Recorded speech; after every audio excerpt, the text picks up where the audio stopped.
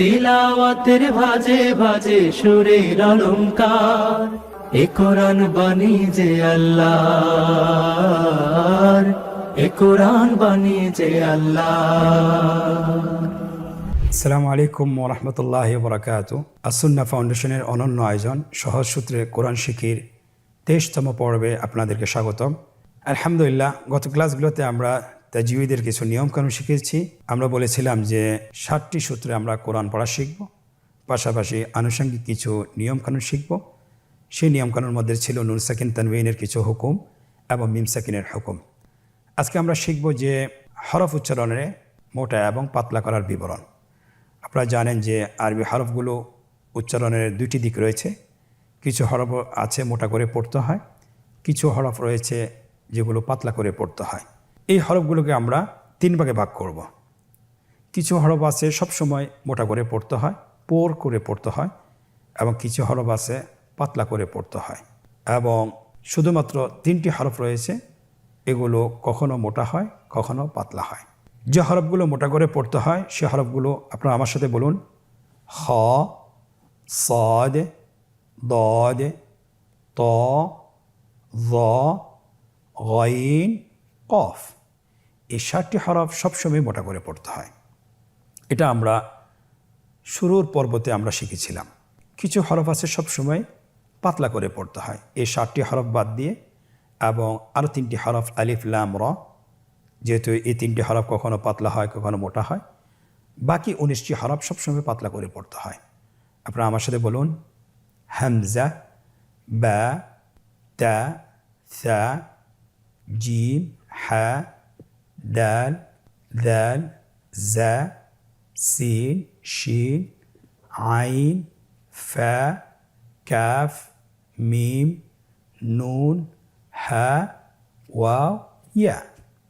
এই হরফগুলো সবসময় পাতলা করে পড়তে হয়। আজকের পর্বে আমরা যেটা শিখব সেটা হলো যে হরফগুলো কখনো মোটা হয়, কখনো পাতলা হয়। তার মধ্যে 3টি হরফ রয়েছে: আলিফ লাম র। আলিফ লাম র। আলিফ কখন মোটা করে পড়ব, আলিফ কখন পাতলা করে পড়ব। আলিফ হরফটা যদি 7টি মোটা হরফের পরে আসে তাহলে আলিফ হরফটিকেও মোটা করে পড়তে হবে। আপনারা স্ক্রিনে দেখতে পাচ্ছেন 7টি হরফের উদাহরণ নিয়ে আসা হয়েছে। আলিফের উদাহরণ আপনারা দেখতে পাচ্ছেন, খায়ের উদাহরণ খালিদিন। খায়ের পরে যেহেতু আলিফ হরফটি রয়েছে তাহলে আপনার আলিফ হরফটিকে মোটা করে পড়তে হবে। এরপরে সাদের উদাহরণ ওয়াসাবিরু।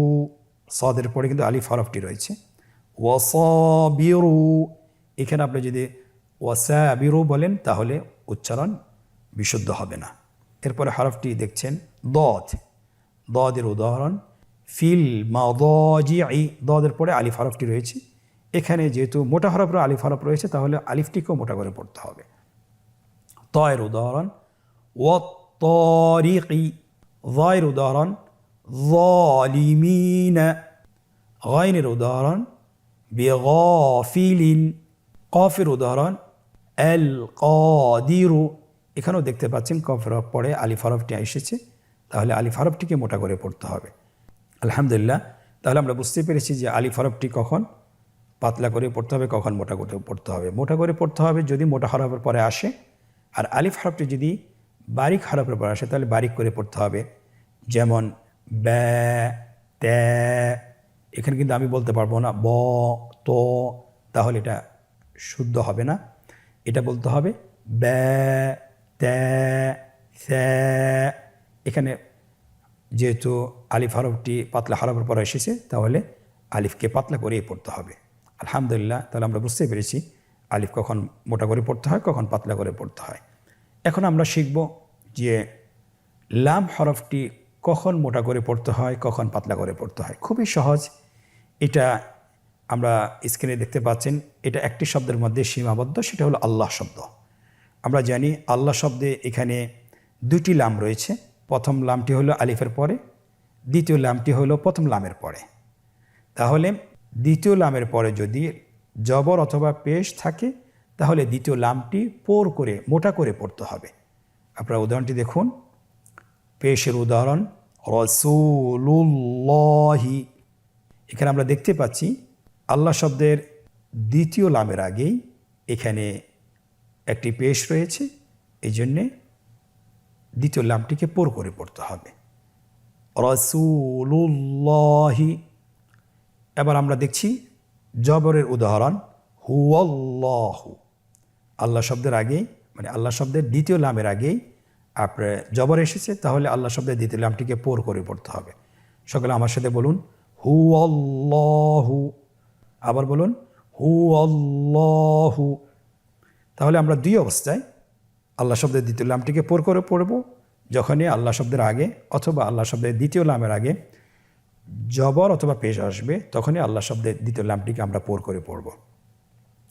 দ্বিতীয় অবস্থা সেটা হলো যে আল্লাহ শব্দ দ্বিতীয় লামটি কখন আমরা পাতলা করে পড়ব, যদি আল্লাহ শব্দের দ্বিতীয় লামের আগে যদি জের আসে। খুবই সহজ, এটা আমরা সবসময় পড়ে থাকি, আমাদের ভুল হওয়ার কথা না, তবু আমরা নিয়মটা জেনে নিই যাতে করে কখনো ভুল না হয়। আপনারা স্ক্রিনে দেখতে পাচ্ছেন একটি উদাহরণ দেওয়া আছে, বিসমিল্লাহি। আল্লাহ শব্দের দ্বিতীয় লামের আগে এখানে জের এসেছে, আপনারা জের দেখতে পাচ্ছেন।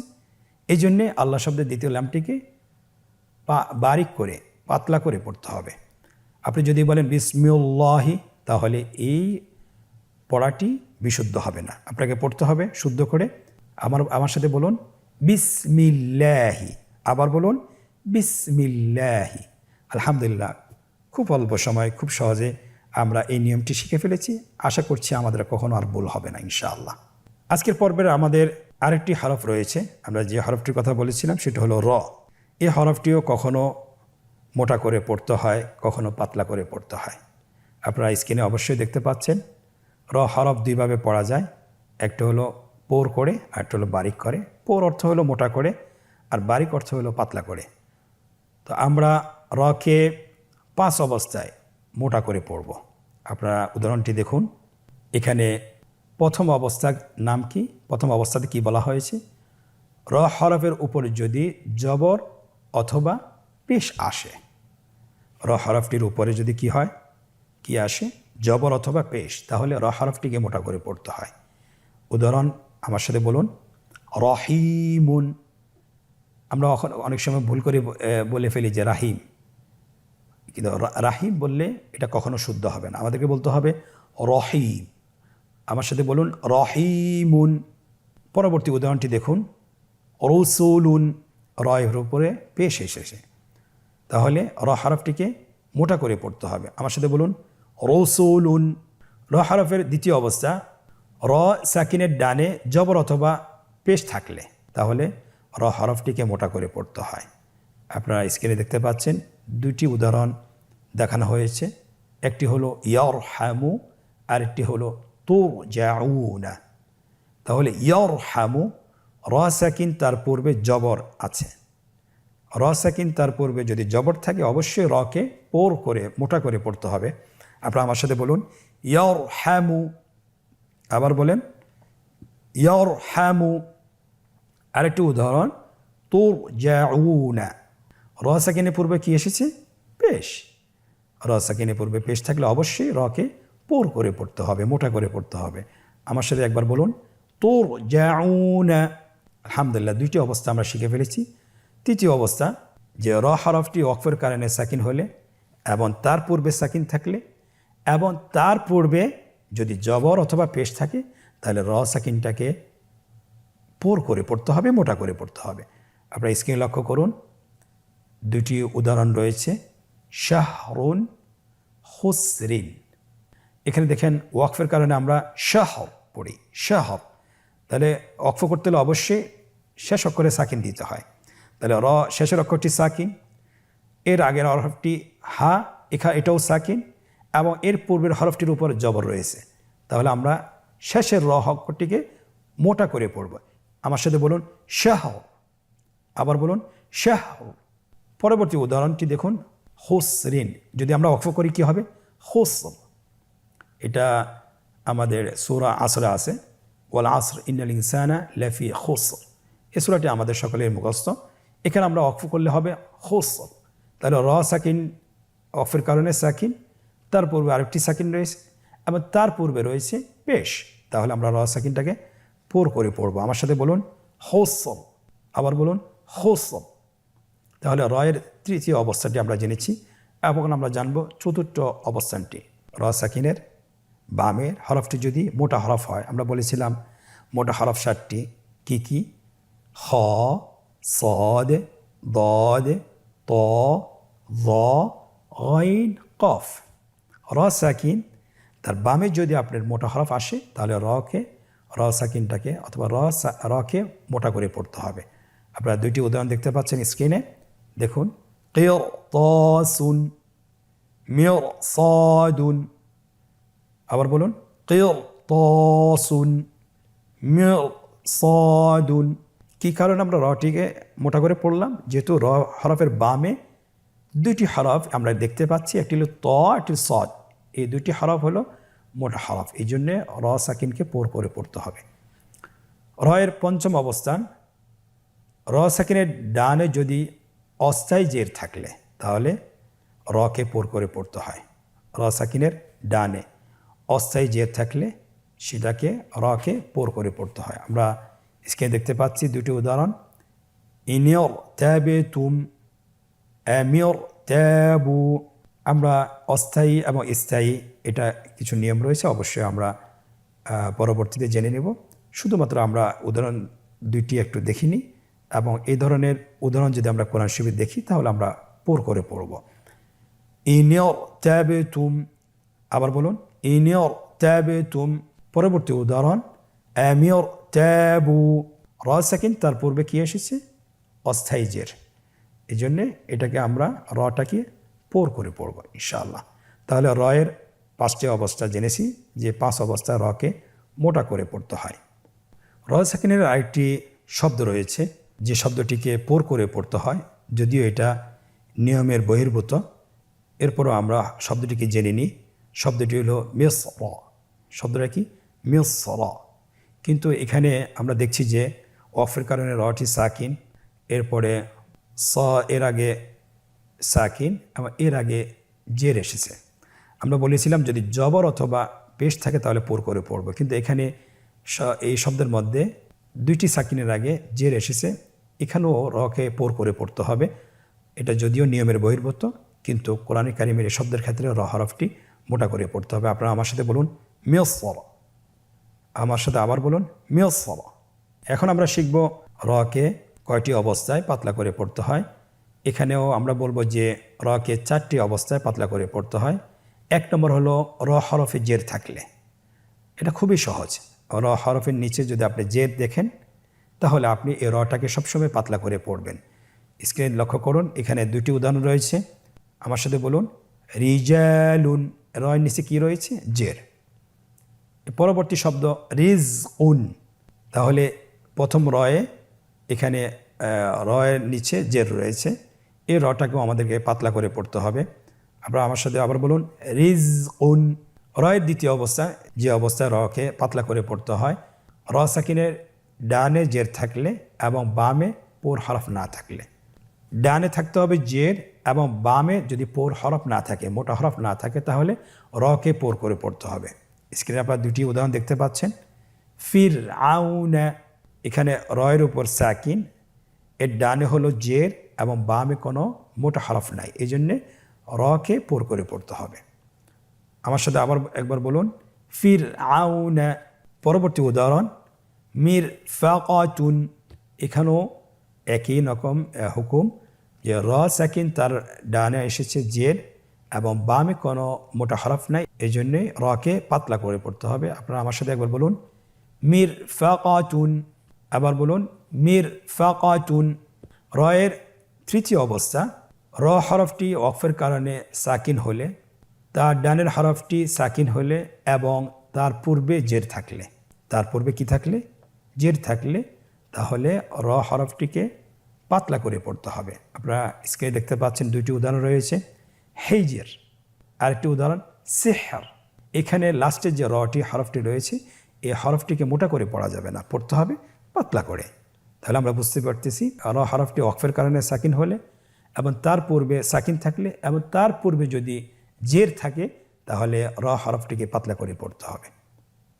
রয়ের চতুর্থ অবস্থা, র হরফটি ওয়াকফের কারণে সাকিন হলে তার ডানে ইয়া সাকিন থাকলে তাহলে রকে পাতলা করে পড়তে হবে। আমরা স্ক্রিনে দুটি উদাহরণ দেখতে পাচ্ছি, হাবির, বসির। এখানে আপনারা দেখতে পাচ্ছেন স্ক্রিনে যে ওয়াকফের কারণে রটাকে সাকিন দেওয়া হয়েছে এবং তার পূর্বে ইয়া সাকিন রয়েছে, তাহলে সর্ব অবস্থায় আমরা রকে পাতলা করে পড়ব। আপনারা আমার সাথে বলুন, হাবির, বসির। এখানে নিয়মের বহির্ভূত আরেকটি শব্দ রয়েছে, যে অবস্থায় রটিকে পাতলা করে পড়তে হয়। আপনারা স্ক্রিনে দেখতে পাচ্ছেন যে র হরফটি ওয়াকফের কারণে সাকিন হলে, তার ডানে হরফটি সাকিন হলে এবং তার পূর্বে জের থাকলে, কিন্তু এই শব্দটিতে তার পূর্বে রয়েছে জবর। জবর হলে আমরা জানি যে এখানে পোর হওয়ার কথা, কিন্তু না, এখানে নিয়মের বহির্ভূত। এখানে আমাদেরকে যেটা করতে হবে সেটা হলো এই শব্দটিকে পাতলা করে পড়তে হবে। আপনারা আমার সাথে বলুন, ইয়াসর। এই শব্দটি রয়েছে সূরা আল ফজরে, ওয়াল্লাইলি ইযা ইয়াসর। তাহলে এখানে র হরফটিকে পাতলা করে পড়তে হবে, এখানে মোটা করে পড়ার কোনো সুযোগ নাই। আশা করছি আলহামদুলিল্লাহ আমরা যে তিনটি হরফ কখনো মোটা হয় কখনো পাতলা হয়, এর নিয়মগুলো, এর অবস্থাগুলো, কখন মোটা হবে কখন পাতলা হবে, আমরা সবগুলো জেনেছি আলহামদুলিল্লাহ। আমরা এগুলো যদি বারবার অনুসরণ করি তাহলে ইনশাআল্লাহ আমাদের আলিফ এবং লাম রয়ের ক্ষেত্রে কখনো ভুল হবে না ইনশাআল্লাহ। আজকের পর্বে আমরা কতটুকু শিখতে পেরেছি এটা আমরা নিজেদেরকে যাচাই করতে চাই। আমরা যাচাই করব একটি অনুশীলনের মাধ্যমে। আসুন আমরা অনুশীলনটি শুরু করি। আপনারা স্ক্রিনে দেখতে পাচ্ছেন এখানে তিনটি প্রশ্ন রয়েছে। এক নম্বর হলো, নিম্নোক্ত উদাহরণগুলো সঠিক জায়গায় লিখুন। আপনারা স্ক্রিনে দেখতে পাচ্ছেন এখানে তিনটি লাইন রয়েছে। প্রথম লাইনে উদাহরণগুলো দেওয়া আছে, দ্বিতীয় লাইনটি ফাঁকা রয়েছে এবং তৃতীয় লাইনে নামগুলো দেওয়া আছে। আমাদেরকে যেটা করতে হবে, উদাহরণগুলোর সাথে নামের মিল করতে হবে। রিজালুন রাসূলুল্লাহি খালিদিনা। এখানে আমাদের কাছে তলব করা হয়েছে যে খ পোড় কোথায় রয়েছে, কোন উদাহরণটিতে রয়েছে। আমরা দেখতে পাচ্ছি লাস্ট শেষের উদাহরণটিতে খ পোড় হিসাবে এসেছে খালিদিনা। অতএব আমরা খালিদিনা শব্দটিকে, উদাহরণটিকে খয়ের উপরে বসিয়ে দিই। এখানে দ্বিতীয় উদাহরণটিতে লাম মোটা রয়েছে রাসূলুল্লাহি, আমরা লাম মোটার উপরে যে খালি জায়গাটি রয়েছে সেখানে বসিয়ে দিই। রিজালুন, এখানে র হরফটি বারিক অথবা পাতলা, আমরা র বারিকের উপরে যে খালি জায়গাটি আছে, শূন্যস্থানটি রয়েছে, সেখানে আমরা বসিয়ে দিই। আলহামদুলিল্লাহ আমরা প্রথম প্রশ্নটি শেষ করেছি। আজকের অনুশীলনের দ্বিতীয় প্রশ্ন, যে রেখা টেনে মোটা এবং পাতলার সাথে উদাহরণগুলো মিল করুন। আপনারা দেখতে পাচ্ছেন স্ক্রিনে যে ডান পাশে উদাহরণগুলো দেওয়া আছে, বাম পাশে আমাদেরকে পোর বারিক, কোনটি পোর কোনটি বারিক সেটা চাওয়া হয়েছে। উদাহরণের সাথে পোর বারিকের মিল করব ইনশাআল্লাহ। এক নম্বর হলো খাবির, খাবির। এখানে র হরফটি বারিক হবে, তাহলে আমরা বারিক এর সাথে মিল করি। হু আল্লাহু, এখানে আল্লাহ শব্দের দ্বিতীয় লামটি মোটা হবে, আমরা রেখা টেনে মিল করি। খালিদিনা, এখানে খ হরফটি মোটা হরফ, পোর হরফ, আমরা রেখা টেনে পোরের সাথে মিল করি। শহর, এখানে র হরফটিও মোটা, আমরা মোটার সাথে উদাহরণটিকে মিল করি। ফির আউনা, এখানে র হরফটি পাতলা, আমরা পাতলার সাথে রেখা টেনে মিল করি। তাহলে খুব সহজে আমরা করে ফেললাম। এটা বোঝার জন্য যে আমরা আসলে কতটুকু শিখতে পেরেছি, কোন শব্দের ক্ষেত্রে কোন হরফটি মোটা হবে কোন হরফটি পাতলা হবে, এটা আমরা যদি বুঝতে পারি তাহলে আমাদের জন্য এই পর্বটি অথবা এই প্রশ্নের উত্তর দেওয়াটি খুবই সহজ হবে ইনশাআল্লাহ। তৃতীয় প্রশ্ন, নিম্নোক্ত আয়াতে মোটা হরফগুলো চিহ্নিত করুন। আমরা মোটা হরফ শিখেছি যে মোটা হরফ 60টি, পাতলা হরফ 19টি, বাকি 3টি হরফ কখনো মোটা হয় কখনো পাতলা হয়। এখানে আমাদের কাছে চাওয়া হয়েছে যে আমরা মোটা হরফগুলো চিহ্নিত করব। আপনারা আমার সাথে একবার আয়াতটি পড়ুন, এরপর আমরা একে একে হরফগুলোকে চিহ্নিত করব ইনশাআল্লাহ। وَإِذْ قُلْنَا ادْخُلُوا هَذِهِ الْقَرْيَةَ فَكُلُوا مِنْهَا حَيْثُ شِئْتُمْ رَغَدًا وَادْخُلُوا الْبَابَ سُجَّدًا وَقُولُوا حطة نغفر لكم خطاياكم وسنزيد المحسنين وإذ قلنا এখানে আমরা যে হরফটি মোটা হিসাবে পেয়েছি সেটা হলো কফ উদখুলু এখানে খ হরফটি মোটা হাদিহিল ক্বরিয়াতা এখানে কফ হরফটি মোটা ফাকুলু মিনহা হাইথু শিতুম এখানে মোটা হরফ নাই রাগাদা এখানে গাইন হরফটি মোটা ওয়াদখুলুল বাবা এখানে খ হরফটি মোটা সুজ্জাদা এখানে মোটা হরফ নেই ওয়াকুলু এখানে কফ হরফটি মোটা হিত্তাতুন নাগফির লাকুম এখানে দুইটি হরফ মোটা একটি হলো হিত্তা ত নাগফির লাকুম গাইন খতায়াকুম এখানে দুইটি হরফ মোটা প্রথম দুইটি হরফ খ এবং ত ওয়াসানাজিদুল মুহসিনিন এখানে কোনো হরফ কোনো মোটা অক্ষর নেই কোনো পোর হরফ নেই আলহামদুলিল্লাহ আশা করি আমরা বুঝতে পেরেছি আমরা প্রত্যেকটি আয়াতে এভাবে যদি আমরা চেষ্টা করি যে কোন হরফটি মোটা কোন হরফটি পাতলা এটা যদি আমরা চিহ্নিত করতে পারি তাহলে আমরা উচ্চারণের ক্ষেত্রে কখনো ভুল হবে না ইনশাআল্লাহ আপনারা এই অধ্যায়টি চেষ্টা করবেন বাসায় 10 থেকে 20 মিনিট অনুশীলন করার জন্য আমরা যদি বারবার একটা জিনিস অনুশীলন করি তাহলে আমাদের তেলাওয়াত কখনো অশুদ্ধ হবে না তেলাওয়াত সবসময় শুদ্ধই হবে ইনশাআল্লাহ বিইذনিল্লাহ আজকের পর্ব থেকে এখানেই বিদায় নিচ্ছি পরবর্তী পর্বে আবারও দেখা হচ্ছে জাযাকুমুল্লাহ খায়র আসসালামু আলাইকুম ওয়া রাহমাতুল্লাহি ওয়া বারাকাতুহু আসুন্নাহ ফাউন্ডেশন উম্মার স্বার্থে সুন্নাহর সাথে